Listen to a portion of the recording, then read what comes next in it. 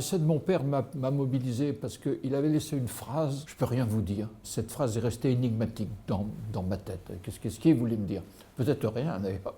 Je lui ai donné du contenu, de la force. Seul, c'est l'apparence. Le sous-sol, c'est ce qui se joue derrière et qui n'est pas facile à rendre.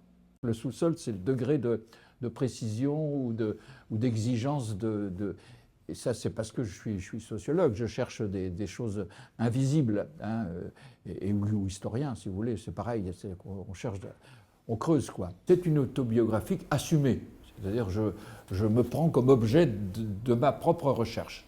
C'est en rupture avec tout ce que j'ai écrit jusqu'à présent, qui était plutôt technique ou très référencé, etc.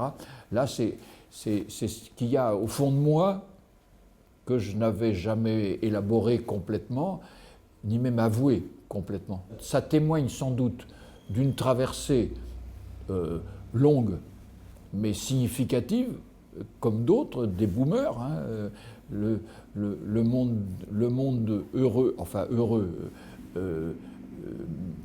privilégié un tout petit peu des premières années, la rupture de 68, le monde d'après, et puis les péripéties actuelles qui nous entraînent je ne sais où. Moi, ce dont je voudrais témoigner, c'est qu'il faut rester actif et préoccupé de connaissances, préoccupé d'interpréter, de connaissances. Je préfère le terme de connaissance. C'est un peu notre responsabilité, nous les intellectuels, c'est de créer de la connaissance. Peu avant sa disparition, j'étais passé avec l'un de mes fils embrasser Raymond au pavillon des condamnés de l'hôpital de Laval.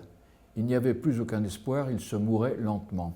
C'est en m'approchant de lui pour l'embrasser que je l'ai distinctement entendu prononcer en marmonnant la phrase, une phrase énigmatique, comme un dernier message, une ultime confidence « Je ne peux rien vous dire ».